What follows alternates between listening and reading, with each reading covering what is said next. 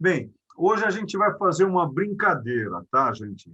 Não vamos correr nada, não, não é nada de correr, tá? Fazer uma brincadeira intelectual. Vocês não estão... Ah, o Sacha chegou, pronto, tá todo mundo aí, tá, né? Ó, é uma brincadeira intelectual. Vocês não estão no auditório hoje, tá? Todos vocês estão sentados numa mesa. Para falar o termo certo, todos vocês estão numa banca, tá? E eu vou fazer hoje aqui uma defesa. Terminando a minha apresentação, tá? Ah, chegou, querida, chegou na hora, chegou na hora. Seja bem-vinda com friozinho gostoso, tá? Ó, então, vocês estão todos sentados numa banca. Eu vou fazer uma defesa e quando eu terminar a defesa, tá? Não, quando eu terminar a explanação, vocês vão começar a me indagar. Aí eu vou iniciar a defesa, tá bom? Então, tá com vocês aí, tá bom? Eu vou ter que me defender mesmo. Deixa eu só me preparar. Gengibre estava tão quentinho, gostoso, agora tá frio. Então, deixa eu ir lá pro Valzão aqui. Tá aqui. Sônia, tá legal, Soninha? Bacana, bacana. Tá bom. Bem, vamos lá. Defesa, né? Programa de graduação, interunidades, estética e história da arte, Joe, com o meu querido amigo, o Edson Leite. Do que nós vamos tratar hoje? A tradição judaica na obra de Amedeo Clemente Modigliani. Tá? Vamos lá. O presente trabalho aborda a vida do artista Amedeo Clemente Modigliani, judeu não ortodoxo, que sempre buscou um saber artístico e filosófico, que se lançou na arte e na mística judaica, a Cabala. Esse estudo revela a maneira como questões místicas são expostas em suas obras de modo pouco perceptível para atingir os objetivos propostos. Foi realizada uma pesquisa bibliográfica e exploratória. Ok, gente? Tá? 1. Compreender a significativa importância de Amedeo Modigliani e de suas obras em sua universalidade. 2. Compreender a origem das características próprias das obras de Modigliani e suas ligações interdisciplinares, frente ao conteúdo histórico e social da época de sua produção. 3. Verificar a influência judaica nas obras de Modigliani. 4. Associar a configuração das obras de Modigliani com conteúdo cabalístico e verificar a simbologia em sua obra. Ok, gente? Tá, Soninha? Introdução. Capítulo 1. Modigliani, a vida. Capítulo 2. A tradição judaico-cabalista. Capítulo 3. A mística judaica na obra de Modigliani. Considerações finais.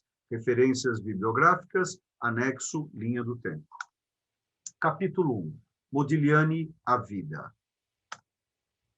Esse aqui é o casal, tá? De origem, ambos são sefaradim, tá? Papai e a mamãe dele, e aqui nós temos a casa onde a família morava, onde ele nasceu, na cidade de Livorno, tá? Lembrando que no século XVIII, bem, nós já estávamos, né, nessa cidade desde o século XVI, nós judeus, tá? Desde o século XVI, fortemente. O Zohar foi lançado nessa cidade no século XVIII, tá?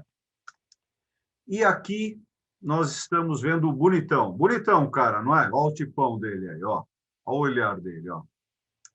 Um sefaradita, tá? Típico, tá? Aonde foi... não, deixa eu voltar aqui. Onde ele foi bastante elucidado bastante iluminado por ambas as famílias, né? Porém, ele nasceu fisicamente com um problema de pulmões, tá? Ele era tísico, tinha um probleminha nos pulmões. Isso, para mim, mostra até um lado místico dele, porque quando a gente fala em pulmões, nós estamos falando de sopro.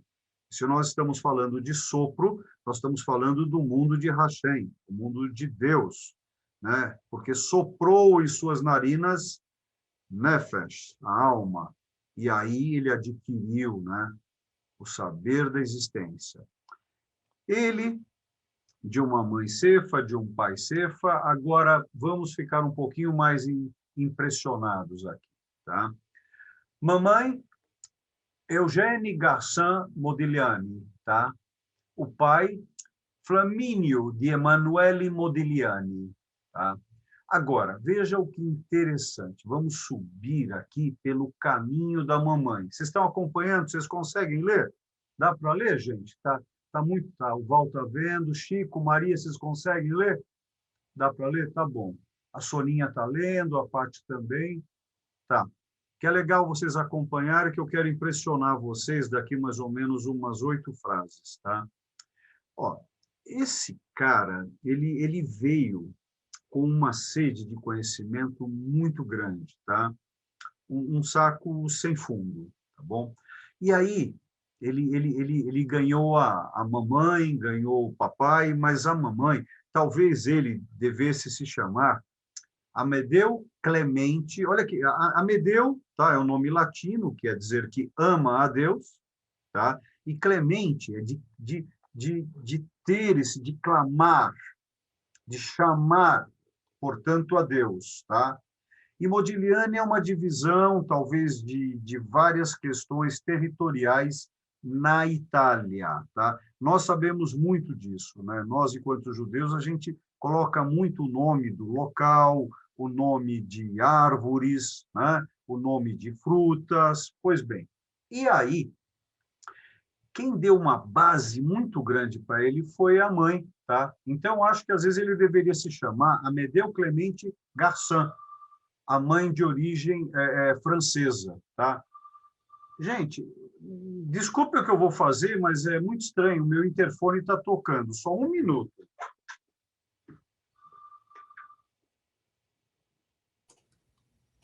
Deve ser a dentista.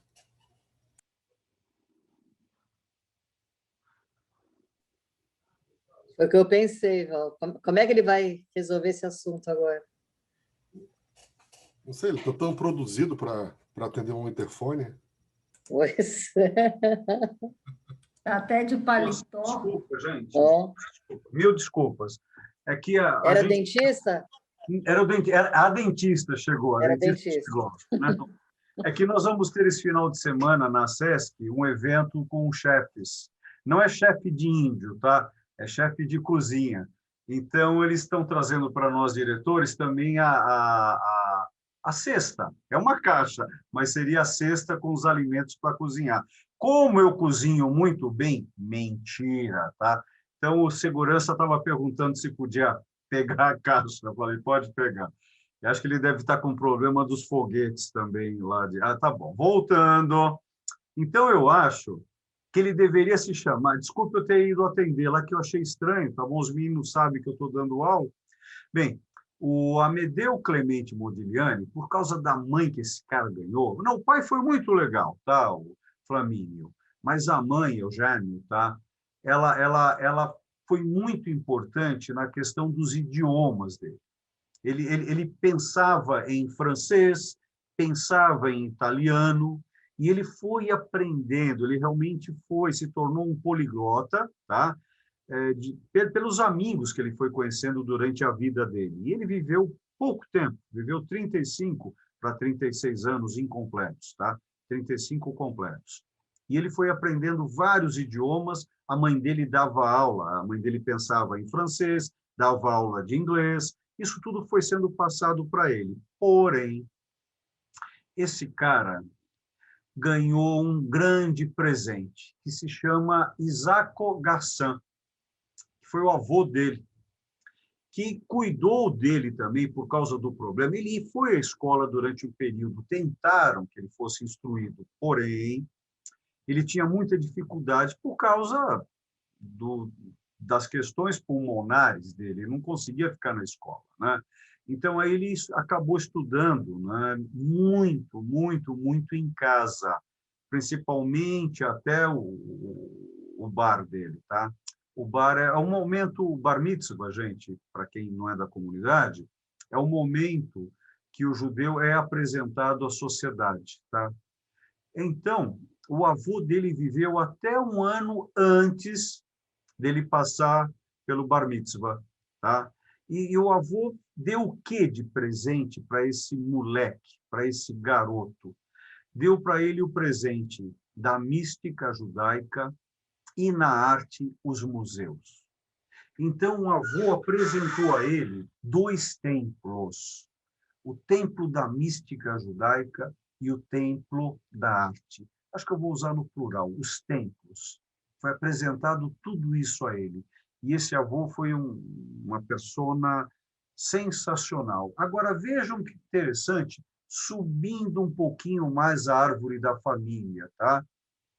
Aí, de repente, a gente pega a Ana Moscato Garçã, Giuseppe José Garçã, e aí chegamos à Regina, olha, Sacha, a Regina Espinosa Garçã. Sim, ele era descendente de Baruch Spinoza, o nosso filósofo, aquele que criou a substância, tá? Até um dia seria interessante a gente bater um papo sobre ele. Gostaria de trazer para vocês uma comparação de Moshe Ben Maimon, Ramban, comparando a transcendência de Maimônides com a substância de Spinoza. Isso acho que seria um bom bate-papo para nós aqui. Então, vejo a descendência desse cara, né? E para baixo da árvore dele, vocês logo conhecerão, tá? Jeanne Rebuterne Modigliani, a sua mulher. Mas antes de ter essa mulher, que ele a conhece em 1917, em dezembro, tá? Apresentada pelo próprio irmão, que eles eram amigos, esse cara foi um bonitão e mulherengo, tá? Um cara que teve uma vida encantadora, de vários andares pela vida, né? Foi esse André Rebuterne que apresentou e o casal teve Jeanne de Amadeu Modigliani, sim, que é a filha com o nome da mãe, tá? E supostamente de um relacionamento com Simone Thiraud, tá? Ele teve um filho, Gerard Thiraud, que foi um abade, um padre, mas isso nunca foi confirmado, tá? Que realmente era filho dele. Bem, essa é mais ou menos a historinha da família. E agora vamos caminhar um pouquinho mais. O que vocês estão vendo agora, o que vocês estão vendo à esquerda de vocês é um dos trabalhos de Modigliani na Itália. Modigliani, como disse a vocês, estudou muito em casa com a família. Ele teve a sorte de ter familiares que apresentaram para ele tanto a questão judaica, tá? Ao ponto, se ele quisesse, ele poderia ter virado um ortodoxo, ele poderia ter se debruçado pelo conhecimento dado pela família dele, mas ele era uma pessoa sedenta realmente pela criação. E a mãe dele, quando ele era pequeno, ainda escreveu no diário dela: eu acho que o meu filho se tornará um artista. Olha só essa profeta, né? A mãe dele previu isso. Então, nesse momento, por causa desse problema, a mãe começou a viajar com ele pela Itália, aonde ele foi conhecendo vários professores importantes, exatamente em Livorno mesmo, em Veneza, cidades vizinhas. O garoto foram viajando, ele foi se debruçando, foi conhecendo e lembrando do que o avô apresentou a ele os museus. Então, ele teve uma formação em arte, em filosofia, em idiomas. Eu não sei se você já se se debruçaram sobre algum autodidatismo. Eu gosto muito de colegas acadêmicos, mas eu admiro muito o autodidata. Porque o autodidata, ele lê um rótulo de cerveja, ele lê uma bula médica, e ele lê um livro de Spinoza, ele lê um livro de Radais Crescas, ele lê um dicionário, ele lê dicionário, isso é o autodidata. Eu, pessoalmente, tenho alguns amigos autodidatas que são sensacionais e que batem em livres docentes que eu conheço. São pessoas singulares. Por quê? Porque não tem meta. O que aparece na frente, eles vão devorando, né? E que é o caso do nosso Modigliani, com meta e um devorador de Da'at e de Chokhmah, de conhecimento, tá? E de sabedoria. Ele bebeu das fontes, né? Então, chegou um momento que ele foi estudando, tanto que vocês estão vendo à esquerda de vocês, quantas mãos vocês conseguem ver ali? Pelo menos umas 3 a 4 mãos. Veja que é um estudo que ele está fazendo. E observem que esse trabalho dele, ainda morando na Itália, essa obra nos fita. Essa obra está olhando para nós. Tá? E essa outra obra, eu já estou trazendo que é um dos trabalhos, a Amazonas, né? Ele já estava morando na Itália, na França. Ele foi para a França em 1906, tá?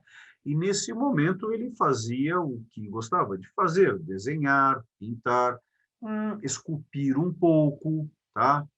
E aí, o que vai acontecendo? Ele vai bebendo, ele vai conhecendo todo o momento que ele teve toda uma questão tradicionalíssima, clássica.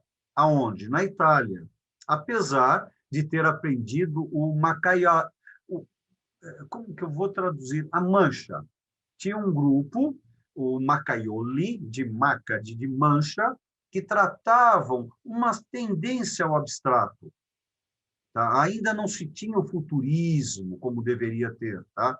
Foi algo que mudou muito a Itália. Então, nesse momento que ele decide ir para a França, ele começa a encontrar quem? Né? Picasso, todos esses grandes artistas que estavam buscando um conhecimento diferenciado. E aonde era o lugar? Paris, Montmartre, Montparnasse. Né? E se a gente parar para analisar também, né? Montmartre, Montparnasse, olha o nome, Monteparnaso, tá? Montmartre, ali tinham cultos antiguíssimos nessas cidades, bairros. Tá? Então, eles estavam buscando ali, claro, no dia a dia, um trabalho como artista, e à noite, as suas bebedeiras, as suas mulheres e homens, buscando todo um conhecimento. E, nesse momento, ele pinta essa obra, tá? E a pessoa que pediu a encomenda da obra não quis a obra, não se achou parecida com ela. E, nesse momento, ele começa a questionar. E, esse momento, isso é 1909, ele já tinha passado por alguns salões, ele foi um buscador, foi em escolas, salões, buscou. Em 1909, ele conhece Brancusi, esse escultor. E, no momento que ele conhece esse escultor, o que acontece?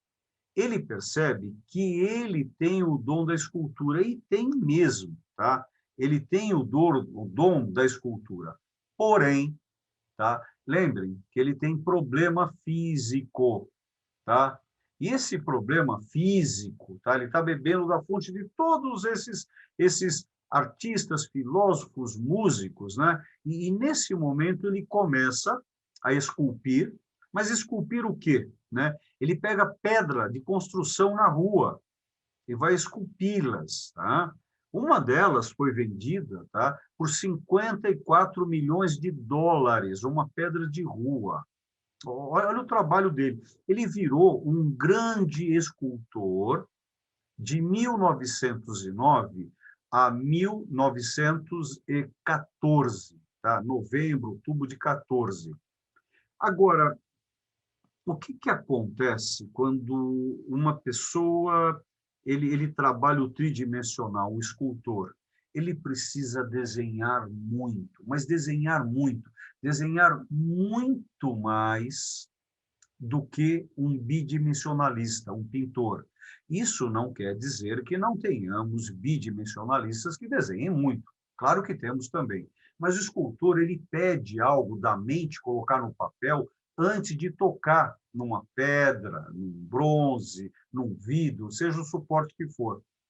Nesse período que ele ficou desenhando tanto para esculpir, claro que ele voltou algumas vezes para a Itália, para Livorno, onde teve problemas, né? Porque os amigos eram clássicos e ele não, né? Ele tinha bebido do conhecimento clássico.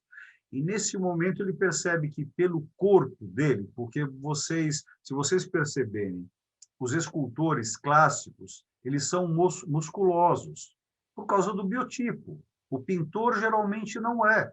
Por quê? O pintor ele pode caminhar numa tela muitos quilômetros para ir e vir para ver o que está pintando, mas o escultor ele tem que carregar, ele tem que desbastar, né? Então, nesse momento, a pessoa que volta para a pintura não era mais o mesmo. Então, ele começa a criar trabalhos. Vejam esse trabalho.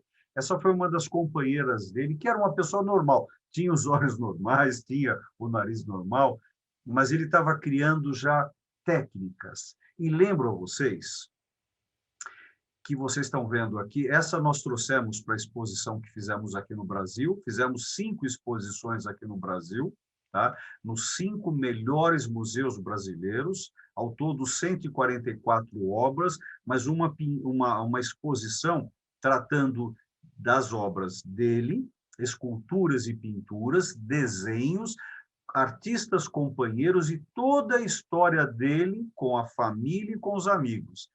E vejam, essa é Jeanne Hébuterne, tá? A musa, o amor em forma de musa para ele. Ele teve muitas mulheres, mas essa foi a mulher que realmente fez o coração dele pulsar diferente, tá? E vocês estão vendo aqui retratos. E essa época, a máquina fotográfica já estava explodindo de qualidade. Como que um artista, vivendo nesse período da Belle Époque, não usava a máquina fotográfica e continuava pintando retratos? Só que o retrato dele tinha algo de diferente. E esse algo de diferente que tinha o retrato dele, tá? Ele, quando pintava as mulheres, ele não pintava as mulheres nuas, ele pintava as mulheres sem véus. E esse aqui é a primeira exposição que ele vai fazer sozinho, que iria durar o mês de dezembro todinho e só durou 2 horas a exposição dele. Por quê? Porque a polícia foi e retirou todas as obras porque achavam que era um despulduramento, tá, o que estava acontecendo, por causa das mulheres nuas que ele pintava. Vocês vão ver algumas aqui.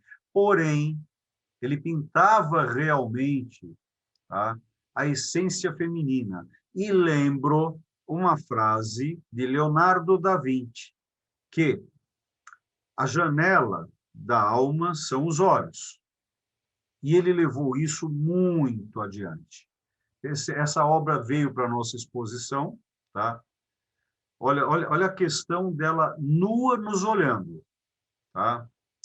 Essa obra é uma das obras mais caras que foi vendida, sensacional o trabalho. Agora, reparem no olhar, reparem no corpo modelado, né?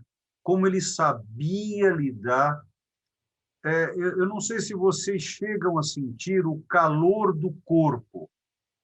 Claro que vocês estão vendo numa tela pequena de vocês aí, mas são obras extraordinárias, onde você sente o calor do humano. Você sente, não são pinceladas, são ao mesmo tempo pinceladas rápidas e pinceladas de movimento, que é tratada. Porém, a observação, ao olhar, é algo que traz para nós algo muito mais profundo. Pois bem, lembrem que eu estou numa defesa aqui. E aqui, ele, por circunstâncias, morre logo, tá? E com a morte dele, aos 35 anos de idade, por causa de problemas. Claro que ele aproveitou a vida tomando absinto, sabe? Vivendo a vida noturna de Paris, de Montmartre, de Montparnasse, sim, sim. Mas ele veio com uma constituição genética intensa. Ele foi um homem muito intenso. Então, ele viveu realmente esses seus 35 anos. Aí, com a morte dele, no dia seguinte, Jeanne Rebuterne Modigliani se suicida, grávida de 8 meses. Não conseguiu viver sem ele. Após 24 horas, ela se atira do 5º andar, matando a ela e o filho. E eles só foram ser enterrados um ao lado do outro. Isso eu tenho dúvidas. Nessa época da defesa, os meus estudos me levaram a 10 anos. Soube há 2 anos atrás que talvez tenham sido 8 anos. Isso é uma tese, gente. A gente defende e, como sempre, as coisas vão se acertando sempre. A única coisa certa é a incerteza. Mas a certeza que nós temos aqui, que eu posso dizer hoje, que eles não ficaram juntos mesmo após a morte, né? Ou só ficaram juntos após a morte 8 anos depois, por causa dele ser judeu, tá? E a família dela ser devota ao cristianismo. Pois bem, capítulo 2, a tradição judaico-cristã. Vocês estão vendo que essa é uma defesa que ela dura em torno de 20 minutos, limite máximo a 25 minutos. Se você passa esse tempo, você vai ter grandes problemas na defesa. Tá? USP. USP é assim. Você tem realmente um timeline, uma linha de tempo ali, que você tem que controlar e ser preciso. Então, vocês estão vendo que vocês devem estar com várias perguntas. Por isso que vocês estão na banca. Tá? Aqui nós vamos pegar o capítulo número 2, a tradição judaico-cabalista. Cabalá. E aqui nós já falamos bastante, quem está fazendo o curso também, né, de arte e cabala já sabe que nós estamos bebendo da fonte do Aleph Beit, bebendo aqui do alfabeto, e que nós temos ali um rolo de Torá, lembrando que a Torá são apenas os 5 livros de Moshe, tá? O Pentateuco, tá? Isso tudo eu fui estudando e preparando. Veja que isso é uma defesa. Isso ninguém colocou ainda, senão não pode ser uma defesa de doutorado. Tá? E aí eu fui atrás das árvores cabalistas mais antigas, né? Buscando esses conhecimentos. Tá? E aí já pulo para o capítulo número 3, a mística judaica na obra de Modigliani. Esse é o pulo do gato da defesa. Tá? Lembram? Primeiro, a vida dele, segundo, a mística, e aqui nós temos uma obra dele nos observando. O nome dessa obra é chamada de A Judia. Agora, reparem na pincelada, e principalmente no olhar, e o detalhe maior, o pescoço. Tá? Reparem no pescoço. Vejam agora outras obras dele, reparem no pescoço. Pois bem, aqui nós temos um piso de rua, onde ele fazia uma escultura. Opa!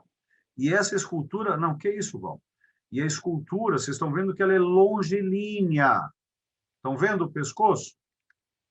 E a escultura é longilínea. Tá? Vocês estão me ouvindo? Estão me ouvindo. Por quê?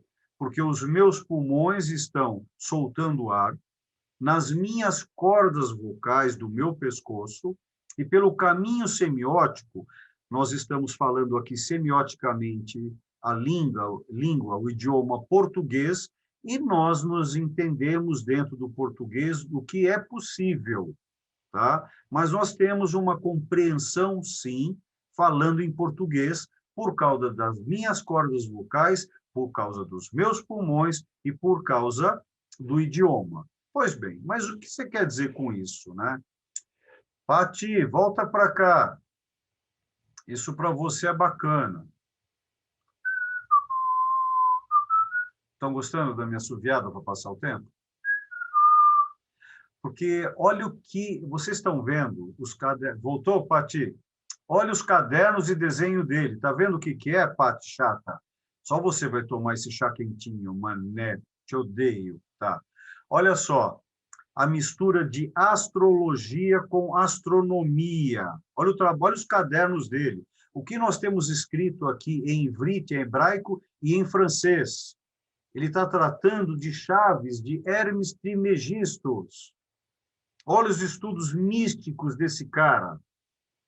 Olha o conhecimento que ele foi buscando profundamente, que ele foi bebendo. Vocês estão vendo agora os cadernos de Modigliani, desenhos dele.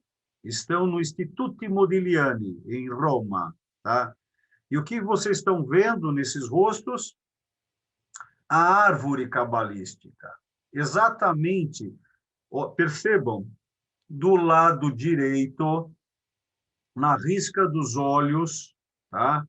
Nós temos a palavra sabedoria, compreensão e coroa, formando esse triângulo superior. Fora as escritas em hebraico, onde nós temos Kabbalah, ele buscando todo esse conhecimento na risca do olhar. E exatamente em Kabbalah, qual a letra que está entre Chokhmah e Binah, entre sabedoria e compreensão? A letra Shin. Quando você entra na casa de um judeu, quando você passa no... Como se fala portal? Mezuzá. E que letra que nós temos no Mezuzá? Shin. E aonde ele está a letra Shin? Exatamente no entreceio, entre os dois olhos. E aí começa toda a embriaguez. O conhecimento cabalístico deste cara. Cara que eu estou falando, Modigliani. Agora, deste cara que vos fala, fazendo análise. Estão vendo a letra Shin ali? Estão vendo? Está lá em cima, do lado direito, superior, triângulo. Está vendo, Maria? É aquela letrinha que tem três risquinhos para cima. Está vendo a minha mão? Ó, ela está assim, ó. Olha o formato da minha mão. Está vendo, Chico? Tá? O restante aqui já conhece, né? Então, percebam esse pescoço à esquerda. Ele escrevendo Tet Beit, tá? Aonde ele começa a desenhar e buscar o designo de signo em seus trabalhos.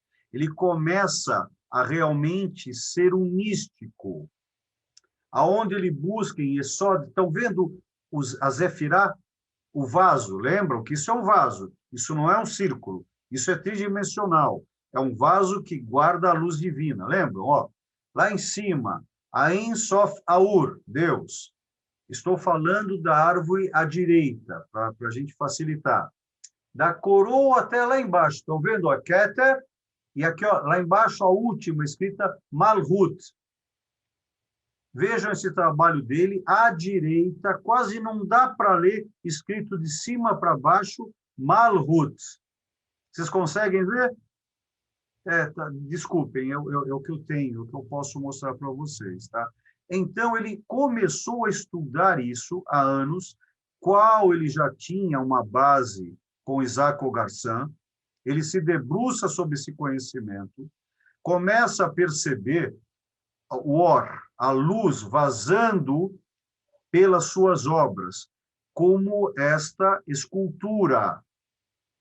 Então, ele começa a trazer os olhos. Esse aqui é o Max, um amigo dele, tá? Onde vocês começam a perceber o tratamento em cada pintura. Por isso que ele pintava a alma de cada portrait, de cada retrato. Percebam esse pescoço. Aonde ele também foi buscar esse conhecimento? No Egito Antigo, na Bela que Caminha, Nefertiti. Esse conhecimento, e aqui embaixo vocês estão tendo alquimia judaica. São cálculos do século XI e XII, Sandra, onde eu adoro falar que é a alta Idade Média, mas é a baixa Idade Média, tá? Mas eu adoro falar que é alta porque eu sinto que ela é mais importante, mas é a baixa Idade Média, né? Então, aqui, olha quem está olhando para nós. Jeanne Rebuterne. Percebam o olhar, o pescoço, o fundo em movimento, aonde ele novamente pinta a amada dele, aonde é tipicamente, né, a bela que caminha. Agora vocês vão pegar um lado de Modigliani, ele só fez 3 autorretratos, tá? Aqui ele está como um joker, como o mago no tarô, tá? Esse outro autorretrato como um rabino. E essa é a última obra dele. Percebam o olhar fechado. Essa obra ele pintou por volta de novembro, tá? 2 meses antes dele morrer. Ele já estava pressentindo isso. Seu último trabalho, aonde ele buscava um conhecimento muito maior. E aí reparem nos olhos, nos olhares de cada uma delas. E nos trabalhos dos sketchbook, nos trabalhos dos livros, nos cadernos de desenho deles, aonde aqui, à esquerda, ele pinta a coroa. Tá? E você percebe, à direita, onde ele lida com a letra Bet. Lembram que Bereshit tem a primeira letra, a primeira escrita judaica, que é o Bereshit, tá? Que é Gênesis. Que letra? Qual que é a primeira letra do Bereshit? Bet. Por que não é Aleph, que é a primeira letra? A letra número 2. Porque é o bem e o mal. Ele está compreendendo tudo isso. E, nesse momento, ele se coroa. Ele recebe de Hashem a luz. Então, ele é coroado. Ele tem Keter. E, nesse momento, Modigliani se percebe essa iluminação, essa iluminação. E, nesse momento, eu trago para vocês as considerações finais.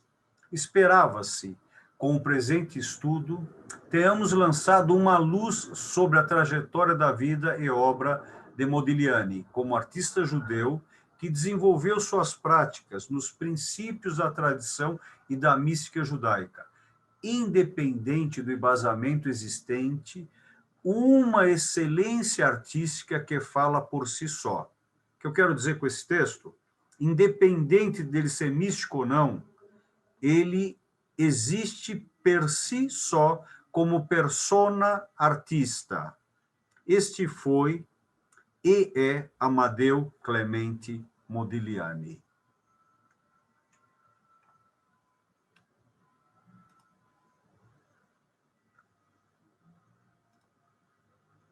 Opa, cadê aqui? Aqui agora. Que horas são? Ah, tá bom. Eu já teria sido reprovado, tá? Aí, Zila. Ah, oi, Meire, chegou. Oi, Charles. Oi, gente, que eu não tinha visto ainda, desculpa. Anitta. Olha lá. Podem abrir os microfones, pessoal. Vamos ao Sancto Officium agora. A Santa Inquisição, né, Sandra? Vamos lá. E aí? O que vocês acharam? Essa tese tem pertencimento ou não? Ela foi defendida ou não? Fala, Zila. Maravilhoso, maravilhoso. Bárbaro, Que bárbaro. estudo bárbaro que Parabéns. você fez. Muito legal. Muito. Anitta, foi algo... Muita sensibilidade de Modigliani. Ah, Sensibilidade. Oi, Oi, Charles. tá bom? Olha lá. Adoro vocês se encontrando aqui. Gente, agora, vocês vejam que interessante. Faltava uma semana para fechar a tese. Eu não lembrava desses cadernos, eu lembrava de outros cadernos. Sacha, você imagina, cara. Estava eu em Roma, no Instituto Modigliani, que ele pertence a Paris, está em Paris e Roma, em Paris e Roma. E aí, uma semana antes de fechar a tese, gente, eu relembro e revejo os cadernos. Uma semana antes de fechar. Então, a minha viagem, ela só foi sustentada por causa dos cadernos. Estão entendendo como que é? E vocês viram aí que, quando na tese eu defendi 10 anos que eles não estavam juntos, e com o tempo as coisas vão mudando também. Há 2 anos atrás que eu descobri que eles ficaram juntos 8 anos depois. Tá? No mesmo cemitério. Então, as coisas elas vão mudando, mas a defesa na época... E a defesa foi bem interessante. Eu tinha na banca tanto o mundo não judeu como o mundo judeu, pessoas assistindo. Eu tinha um amigo meu, rabino ultra-ortodoxo, e pessoas da nossa comunidade de importância para indagar. Então, foi uma defesa, foi uma autodefesa, tá? Que não adianta, por mais... Acreditem, toda vez que eu apareço aqui para falar com vocês, acreditem em mim, é sempre a primeira vez, tá? É sempre a primeira vez. Vem um friozinho, sabe? A gente... Sabe aquele friozinho no estômago, sabe? De tentar entender tudo. A gente não entende tudo, a gente se engana, a gente tenta saber, sabe? É complexo. Mas aí eu recebi um presente de Hashem. Viu, Anitta? Imagina.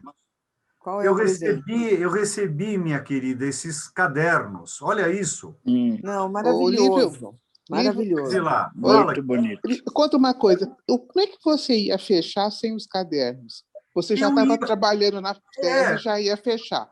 Essa é a pergunta. Isso, me coloca na parede, Zilá. Como Esse é que o você ponto. ia fechar se você não tinha o caderno, que o caderno realmente fechou toda a tese? Mas sem ele. A palavra, olha só, eu ia defender a tese sem o fato. Entendeu, minha querida artista? Eu ia defender de qualquer jeito. Aqui é um judeu ouvindo vai, você humilde, ouvindo a minha nefesh, lembrem que a base nossa são 3 níveis de alma, na Cabala são 5 níveis, que a gente vai falar na segunda-feira isso. São 5 níveis. O judeu tem 5 níveis de reconhecimento claro na alma, fora as entradas que a gente tem de repercussões. Então, Zilá, querida, eu ia defender por intuição. Então, eu ia até o final, eu ia defender, e foi exatamente o período que a USP mudou de 3 doutores para 5 doutores na banca. Então, eu ia até o final, só que eu recebi... Da onde que você sabia? Da onde você intuía? De onde você intuía? Eu acho aí, sendo lógico, tá? Saindo da intuição, porque uma coisa que eu estou percebendo, Nelly, explicar a intuição é perder a intuição. Perder. Você me entende. Você, como religiosa, me entende. Tá? Então, agora, saindo da intuição, indo para o mundo científico e lógico, São mais de 20 anos de estudo de Kabbalah, e na hora que eu fui percebendo a família, tanto o lado da mãe quanto o lado do pai, o avô, na cidade de Livorno, uma cidade portuária, tá? Onde os judeus estão lá há 500 anos.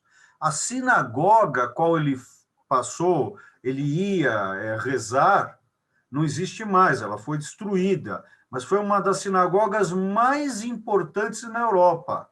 Claro que a maior sinagoga, nós sabemos, que está na Hungria, né? Está em Pest Buda, que hoje é Budapeste. Hoje é Budapeste, originalmente era o contrário. Certo, Sandra? Você estudou isso? Primeiro foi Peste, depois que veio Buda. E aí, por sistemas políticos, inverteram o nome. Então, Nelly, é uma das... Eu tenho foto dela, né? Eu tenho desenho dela em fotografia, tá?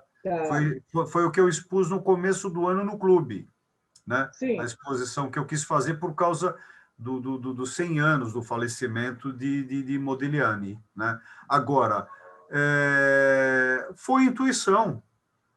Só que eu estou explicando aqui, dentro de uma lógica, né, dos meus estudos cabalísticos, né, dos meus estudos enquanto historiador, e eu ia defender de qualquer jeito, Zilá.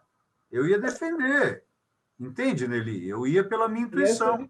Ia ser difícil. Ia ser muito difícil. Ia ser muito difícil para fechar, né? O pessoal a dificuldade é que eu não tinha o fato. Eu tinha a minha intuição e a teimosia, né? A gente é teimoso, né, gente? Nós somos teimosos. Né? Mas você sabia da existência, né, dos cadernos? Eu sabia e já tive em mãos, mas esse caderno, especialmente, foi algo singular, que, pelo que me consta, o Christian Parisot, que é um querido amigo meu, que é o maior conhecedor de Modigliani do mundo, tá? Que é um querido amigo. Eu me debrucei sobre Modigliani mesmo, tá? Quer ver que legal? Vou fazer uma pergunta mágica para vocês agora, e vocês vão saber me responder. Todos vocês vão saber me responder essa pergunta. Olha que coisa, hein? Olha que prepotente eu estou sendo. Aonde vocês estavam exatamente na queda das Torres Gêmeas? Todos vocês não lembram onde vocês estavam? Claro. Quem não lembra? Quem não lembra? Lembra, né? Vocês sabem o que eu estava fazendo? Estudando Modigliani. Eu estava vendendo um Modigliani. Ai, que legal! E é um amigo nosso. Você conhece bem ele, viu, Charles? É um amigo nosso. Só que esse amigo nosso não quis comprar o Modigliani que eu estava vendendo. Ele estava sendo vendido por $1.900.000. Era um portrait, portanto, uma obra vertical. Ele falou, Olívio, nesse dia, eu voltei, eu estava descendo no meu carro, aí Bernardo, meu irmão, ligou e falou, você está sabendo o que está acontecendo? Né? Eu na porta do meu cliente na Avenida Brasil. Cheguei e falei, não sei o que está acontecendo. Estão derrubando as torres. Eu falei, caramba, eu estou aqui que meu irmão é advogado e esse amigo é advogado também. Aí eu estou aqui, vou entrar, eu tinha que entrar, e ele falou, vamos fechar isso outro dia, né? Porque não era momento, né, gente? O mundo estava mudando ali, pelo menos esse nosso mundo. Um mês depois ele falou, a gente se encontrou, eu liguei acho que 10 dias depois, 10 dias, uma semana, 10 dias depois eu liguei para ele falou, não, eu não quero essa obra, eu quero um nu deitado. E esse nu deitado, né, eu consegui um mês depois um nu deitado, que é muito difícil no deitado, e estavam querendo, era 5.800.000 ou 5.900.000, tá? 6 milhões de dólares. Estavam querendo, eu ofereci para ele e falou, Olívio, no momento eu vou declinar. Ele não comprou. Essa obra, eu tenho ela hoje para vender em Nova York por 29 milhões de dólares. Uau! Olha só, olha o investimento, né? E essa obra que está aqui, que vocês viram, tá? E uma obra no deitado dele, é linda. É lindo. Foi vendido por quanto? há quatro anos atrás por 142 milhões de dólares. Nossa. Nossa. É o quarto maior artista mais caro do mundo. Primeiro, Leonardo da Vinci, com 448 milhões de dólares, $500 milhão. Aí depois nós vamos entrar em um artista, porque a gente confia em auctions, em leilões. Tá? Agora, tem um mercado paralelo também. Então, tem um Cézanne, que foi vendido, né? Os jogadores de carta, que ele pintou algumas obras dessa, né? Foi vendido por 246 milhões. A outra é um Picasso, por 182 milhões, e depois é o Modigliani. Mas tem algumas obras no meio que foram vendidas fora de leilão. Tá? Vocês lembram do Munch? O Munch foi vendido por 104, e é um papel, é um cartão. Ele pintou 3 daqueles cartões, foi vendido por 104 milhões de dólares. Quer ver? Quanto custa o maior castelo do mundo? Tá? A gente acha que castelo é caro? Custa 240, 300 milhões. Mas quem quer um castelo hoje? Porque o custo de um castelo não dá para você manter o castelo. Precisa de muita gente. Por isso que é mais o Estado que está cuidando hoje, o Vale do Loire, né? Então, o triplex mais caro no mundo, no Central Park, tá por 102 milhões de dólares. Tá? As ilhas mais caras do mundo, as 5 ilhas mais caras do mundo, nenhuma delas ultrapassa 75 milhões de dólares. Tudo que eu falei para vocês até agora, vocês conseguem levar de um lugar para o outro? Não. Não existe no mundo algo mais caro do que uma obra de arte. Não existe. Por quê? Vocês vão perguntar por quê? Porque é como funciona a nossa mente. É um mundo simbólico. Vale isso porque vocês estão interpretando o que eu estou falando. Nós, humanos, estamos no topo da cadeia alimentar por causa da semiótica, por causa dos significantes e significados. E o que mais custa no mundo são obras de arte. Como eu falei a vocês, a escultura dele foi vendida por 52 milhões de dólares, 52 a 53, que teve o percentual da Christie's ainda, né? Então, é fantástico. Mas voltando porque isso deixa a gente de boca aberta, né? Vocês querem? Olha só, vamos contar até 10. 1, 2, 3, 4, 5, 6, 7, 8, 9, 10. Vamos contar até 100? Claro que não. Imagina contar $1 milhão, 10 milhões de dólares, 50 milhões de dólares, $500 milhão. Quem comprou, por que chegou a valer? Isso é a aula que eu vou dar quinta-feira que vem na USP.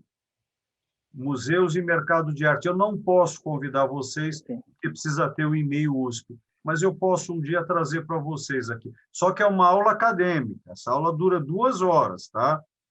Tem muita leitura e eu vou entrar também no final em NFT.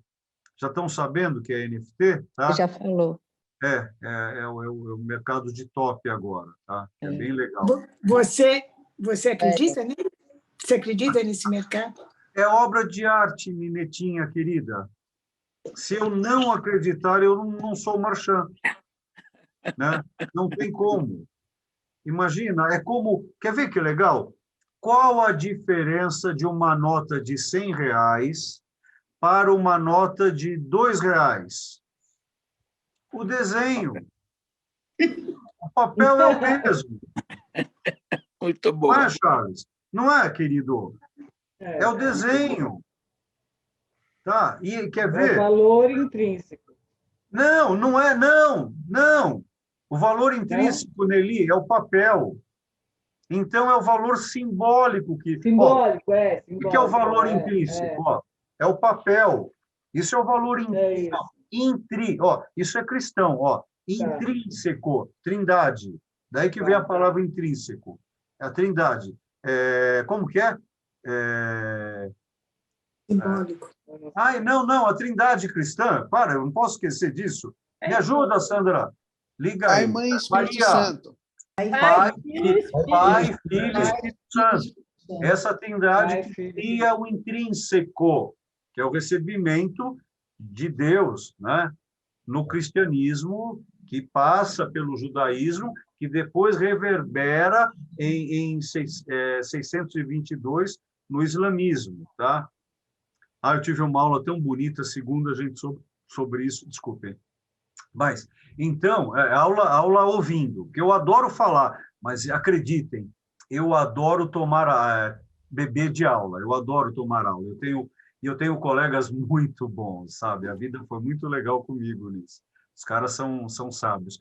Então, o que muda, né, Charles? Uma nota de R$100 e uma nota de R$2 é o desenho, não é nem a tinta. Não é o papel, não é a tinta, é o desenho. Inverte o zero. Só inverta o zero, perdeu o valor. O Charles está coçando a cabeça lá. É louco, né, cara? Isso é obra de arte, gente. Então, acreditem, a gente precisa ter só uma coisa na vida. Claro que a inteligência é bacana, a memória boa é bacana, ter saúde é bacana, mas eu tenho conversado muito com o Bernardo, meu irmão, uma coisa que eu estou vendo que é muito importante, isso o Chacha vai concordar comigo, ó, eu acho, né? Sorte. Sorte. Não, liga o som, Sacha. O que você acha disso? Porque você é um cara do mercadão, né, cara? Você é um cara que lida no mercado internacional. Ligou, fala. Tudo na vida é isso. É isso, não é, cara? E a outra coisa, como ver a cobiça, né? A busca, Você falou de uma nota de R$2 e uma nota de R$100. É a mesma. Só que não é bem a mesma, porque a nota de R$100 é cobiçada, a nota de R$2 ninguém vai te dar olha. Esse é o Sacha. Esse é o Sacha, tá vendo? É isso aí, ó. Aí é mesmo, sorte e busca, cobiça. Como nós aqui, o que nós estamos fazendo aqui às quintas-feiras? É a cobiça do conhecimento para tentar preencher o vazio que eu digo, vazio interno mesmo, gente. Tá? Né, Nelly? Essa busca que a gente tem aí Eu posso fazer uma pergunta? Beth, não precisa perguntar, minha querida. Nós estamos em casa aqui. O nome dele era Amedeo Clemente Modigliani, só. Só. Por que os irmãos... É uma pergunta boa. Os irmãos, eu vi ali que tem de Flamínio e ele não tem. Agora, quer ver que legal? Não escolheram, mas o apelido dele era Dedo, tá? Porque era Modiglianinho, Modelininho, Modededo. Aí ficou o apelido que a mãe começou a chamá-lo assim. Então, e na França, ele era chamado de Maudit. Em francês, maldito. Maudit. D'accord? Maldito. Desculpe o meu acento no francês, Charles. Não, Maudit. Não, tá correto. Merci beaucoup. Então, é isso. Sim. Agora, Zilá, eu fui salvo pelo gongo, hein? Se foi. Nossa! Agora, se eu Isso disser... foi um presente mesmo. Foi. Ó, se eu quiser ser agora ateu aqui, fica difícil ser ateu numa situação dessa. Fica difícil, viu? Um santo forte mesmo, hein, Olívio? Foi. Agora, Olívio... Não, olha, gente, se eu estou aqui com vocês, eu tenho sorte. Sabe? A vida foi muito legal. A vida não é, gente. Se nós estamos podendo, com tudo que está acontecendo, nós estamos aqui, gente, sabe? Olívio. Oi, Soninha. Fala, querida. Me fala uma coisa. Ele foi reconhecido, que ele morreu muito cedo. Ele foi reconhecido, o trabalho dele foi reconhecido enquanto ele ainda era vivo ou não? Essa é a pergunta. Sim. Ele começou a ganhar dinheiro, ele estava com 33 para 30. Isso eu nunca tinha pensado. Olha a idade dele que ele começou a ganhar. Com 33 anos. Olha aí, Maria, Chico. Com 33 anos, ele começou a ganhar dinheiro. Tá? Ele teve 3 marchands importantes na vida dele. Né? E ele sabia. Por que Picasso foi o maior marchand do século XX? Porque ele escolhia os marchands dele e fazia com que os marchands trabalhassem como ele queria. Porque ele sabia, ele também vendia, mas ele sabia que tinha que ter marchands, né? Picasso foi muito perspicaz, tá?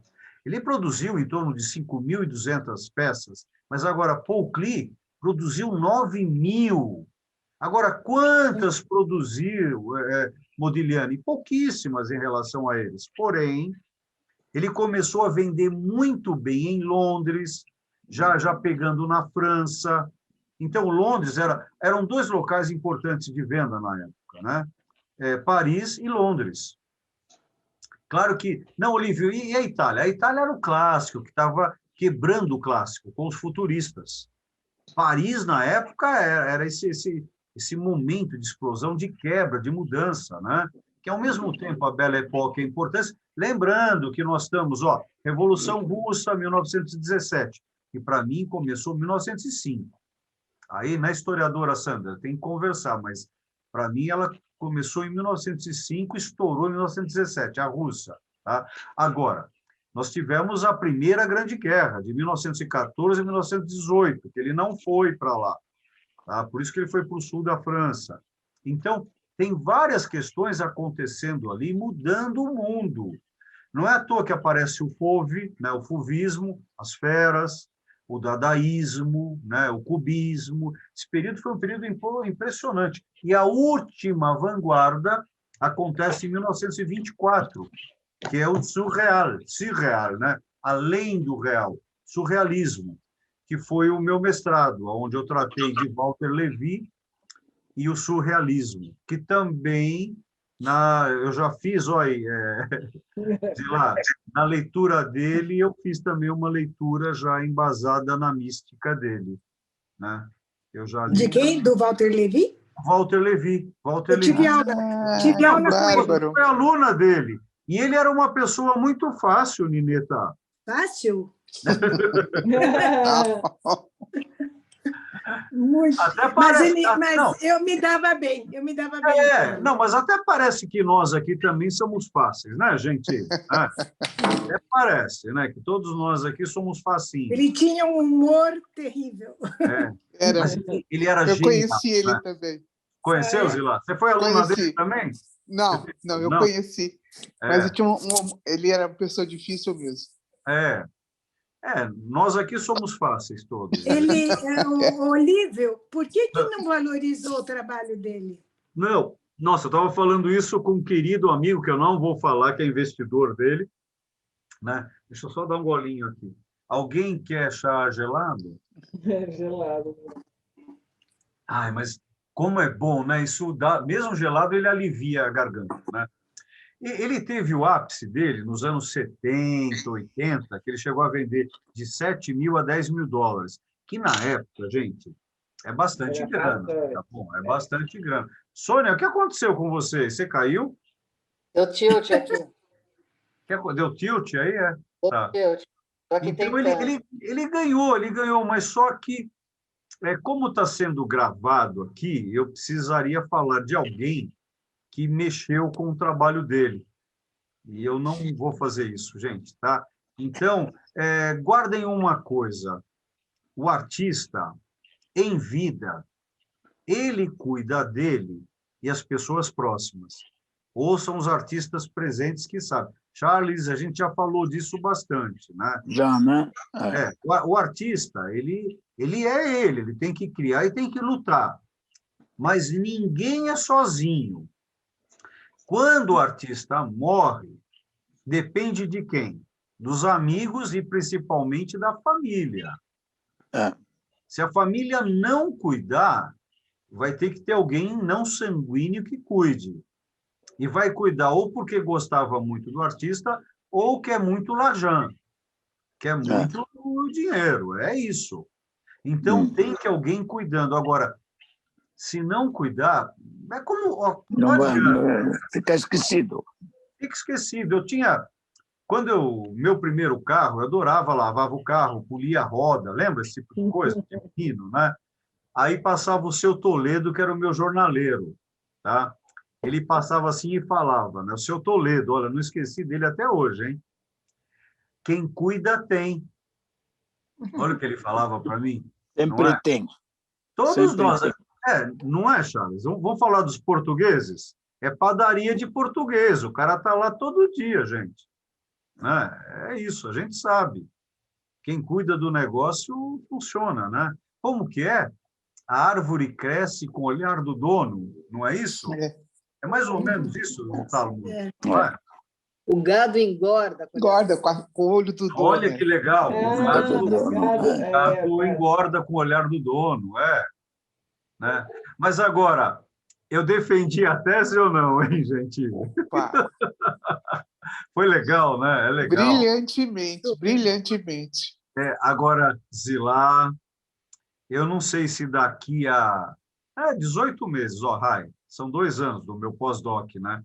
Se eu vou conseguir fechar. Eu estou fechando com a Mira Schendel na minha viagem, ó. Com a Mira Schendel. Eu escolhi a Mira Schendel, supervisor apoiou e vou defender no MAC. Vai ser uma defesa... Vamos poder assistir? Eu quero... Não, o pior de tudo, olha só, não tem defesa no pós-doc, né? É um grupo que vai dar o aval, né? Mas óbvio que a gente vai se encontrar e eu vou querer mostrar para vocês aonde eu me debrucei. E eu devo começar a dar palestra agora sobre a Mira, sobre a minha visão da Mira, né? Olívio, e sobre o Walter Levi, você teria alguma aula que você vai dar a respeito? Posso, eu tenho o meu mestrado. Seria ótimo, se pudesse, seria maravilhoso. É porque eu sou um colecionista dele, né? Então, eu vou mostrar as 13 obras dele, tá? Sim. É legal. Né? E é muito interessante, que é surrealismo, é muito interessante. Eu acho, porque é o mundo onírico, né, Zilá? Veja... Eu tenho 2. Olha aí, que legal! Então, sabe o que a gente pode fazer? Eu tenho uma. Que legal! Quando a gente acabar esses últimos encontros que nós vamos ter, ainda tem bastante, tá? Temos aí para a gente se encontrar. Quando acabar, Val, Sônia, a gente marca quando acabar, no próximo dia, na próxima quinta, após acabarmos, a gente marca uma sobre surrealismo Bárbaro. e Walter Levi. E aí, eu vou querer que vocês fotografem do jeitinho de vocês. E vocês vão apresentar as obras deles, que vocês tenham, e a gente marca por 2 horas e a gente interpreta cada obra. Maravilhoso. A gente interpreta. Nós vamos interpretar... Cadê a Paty? Nós vamos interpretar como tarô. Foi o que eu fiz com o trabalho dele, tá? É muito legal, é muito legal. Eu conheço algumas historinhas dele. Aí então vamos trocar. Gente, eu gosto de falar, mas eu gosto de falar até a página 4 também. Eu gosto de trocar. Eu gosto de ser inquirido. E eu estou certo enquanto eu estou certo, né? A gente sabe disso. A gente está certo enquanto está certo, né? Depois não está mais, né? A gente vai aprendendo. Então, fechou. A gente vai bater esse papo. Ótimo. De lá. Maravilha, maravilha. E o surrealismo ele é muito legal porque André Breton, né, que fez o manifesto, o primeiro manifesto em 24, depois tem o segundo manifesto em 1930, é muito legal porque ele bebeu da fonte de Freud, né? Em 1899, com o lançamento do Livro dos Sonhos, né? Lembra que ele lança o livro, né? E aí ele bebe de toda essa fonte freudiana, que é muito legal. Agora, o surrealismo ele surge também por causa da Primeira Grande Guerra. Tem um monte de coisa. Gente, nunca é uma coisa só. Nunca é, porque ele fez o manifesto, acabou. E, primeiro, Breton era médico. Ele serviu durante a guerra. As fontes que ele bebeu, tá? Então, é muito... O surrealismo é lindo, gente. É a possibilidade do mundo onírico, é a viagem, né? É viajar, gente. Viajar é importante, né, Sônia? Não é à toa que ela tem uma agência de viagem. Então, Olívio, é sempre o homem e as suas circunstâncias, né? As coisas não são sozinhas. José Ortega y Gasset. É sempre isso. Não, é verdade. Não tem como. Essa frase é linda, né? Eu repito muito essa frase, né? 2 frases que eu repito. Uma que eu aprendi com a minha sogra, foi meu presente de casamento. Eu não acredito. Eu sei o que ela falou. Fala, olha lá, fala. Cuida bem da minha filha. Olha como você é, viu? Não, essa frase que eu vou falar, vocês não aguentam mais ouvir essa frase. O não a gente já tem. Mas eu aprendi com ela, eu nunca tinha ouvido isso, poxa, né? Então, completa. O não a gente já tem? Não, só isso, o não a gente já tem. Você queria mais 3 pontinhos. Não, eu pelo menos, vocês sabem demais? Não a gente já tem, não aceito devolução. Que legal. E a outra é essa do José Ortega y Gasset, tá? Desse madrilenho, né? Que é eu sou eu, só que a frase é maior dele, né? Mas a básica que eu gosto de usar é eu sou eu e minhas circunstâncias, né? Ninguém é sozinho mesmo, Zilá. Não é possível, gente, não é possível. Tá? Se o idiota aqui que vos fala for para a floresta, eu vou ter que ter as intempéries, vou ter que ter os animais, vou ter que ter a água correndo, a chuva, as moscas, né? Sou eu e as minhas circunstâncias, é isso, né? Bem, gente, foi bacana? Foi legal? Muito legal. Muito legal. Muito obrigada. Nada, é algo... Eu peço desculpas, que é muito pessoal, tá? Mas é Modigliani, né? É Modigliani. Bárbaro. Tá? Tá bom, gente? Ó, então, boa semana, um beijo, tá bom? E amanhã um Shabbat Shalom. Tá? Amém. Para você também. Todos. Obrigado. Muito obrigado. Todo mundo.